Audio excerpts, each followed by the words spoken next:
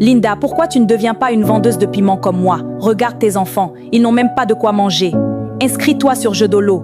Tu as le corps et la beauté pour ça, c'est facile, personne ne saura. J'ai dit que 1 heure, c'est 50 000, ma fille. Si vous m'entendez, s'il vous plaît, partagez mon histoire. Chaque partage est peut-être la main tendue qui va me sortir de cet enfer. Je n'ai plus personne. Aidez-moi. Je sais que certains arrivent maintenant et ne comprennent pas tout. Je m'appelle Linda, j'ai 31 ans et maman de 3 petits garçons. Mon mari ne m'a pas épousée pour fonder une famille. Il l'a fait pour se venger. Pendant 3 ans, j'ai refusé ses avances parce que j'étais avec un autre. Il ne supporte pas que je l'ai refusé par le passé. Et pour ça, il me fait vivre l'enfer dans sa maison. Quand mon ex m'a quitté, il a sauté sur l'occasion. Tout est allé très vite. La dot, le toquet-porte. Mais une fois à la maison, le piège s'est refermé. Je le regretterai toute ma vie.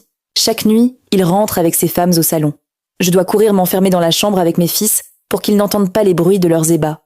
Le matin, je nettoie leur saleté avant que les enfants ne se réveillent pour leur cacher cette honte. Il gagne 400 000 francs CFA, mais il paie seulement le loyer et me laisse seule souffrir avec mes 3 enfants. Je dois me battre pour l'hôpital, la nourriture, l'école. Je suis à bout. Il est déterminé à me voir souffrir. Et c'est là que ma copine vendeuse de piments m'a proposé de faire comme elle sur le site Jeux de l'eau pour gagner de l'argent et sauver ma famille. J'étais à bout de force. Je ne pouvais plus voir mes bébés pleurer de faim. J'ai fini par l'écouter. J'ai créé ce compte. Quelques minutes après, un homme de 60 ans m'a sollicité. Il proposait 50 000 francs CFA pour 1 heure. C'était le prix de 2 mois de nourriture pour mes fils. Je suis allée au rendez-vous. Devant la porte de l'hôtel, mon cœur battait comme s'il allait exploser. Je suis entrée dans le hall et là, je me suis vue dans une grande glace. J'ai vu Linda, l'orpheline que ma grand-mère avait habillée de ses propres mains pour mon premier jour d'école. La fille qui s'endormait sur les factures des brasseries à 4 heures du matin plutôt que de tendre la main. J'ai eu honte. Pas de lui. De moi. Le vieux papa est arrivé. J'ai dit que 1 heure, c'est 50 000, ma fille. Je suis désolée, monsieur, mais je ne peux pas. J'ai fait demi-tour et j'ai couru dans la rue comme une folle. En rentrant chez moi, j'ai attrapé une bouteille d'eau de Javel. Puis j'ai pensé à mes 3 fils qui dormaient dans la chambre. Si je meurs, ils restent dans cette maison, avec lui.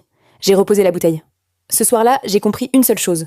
Mon corps n'est pas à vendre, même pour du pain. Et ma vie ne m'appartient pas qu'à moi.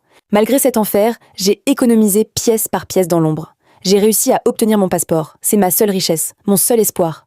Mon rêve est de partir en France en septembre 2027 pour terminer mes études et devenir comptable agréé. Mais aujourd'hui, je suis en danger. Je ne peux plus attendre 2027 dans cette maison. C'est mon histoire, ma souffrance. Depuis 7 ans, cet homme rancunier a décidé de faire de ma vie un enfer. Il me menace maintenant de me mettre dehors avec mes enfants. Je ne peux plus attendre. J'ai besoin de votre aide. Pour une seule chose, mettre mes fils en sécurité chez ma grand-mère au village. Louer une chambre à Yaoundé pour disparaître de sa vue. Trouver un petit travail pour économiser. Et préparer mon départ, le visa, Campus France, la caution, la pension.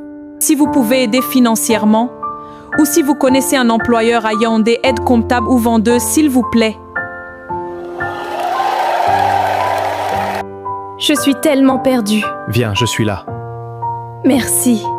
Nous sommes ensemble. T2F est là pour vous tous. Cette histoire me touche autant que vous. Si vous voulez aider Linda, qui réside à Yaoundé au Cameroun, écrivez-moi en privé. Et si vous aussi vous avez une histoire à raconter, n'hésitez pas à m'écrire en message privé.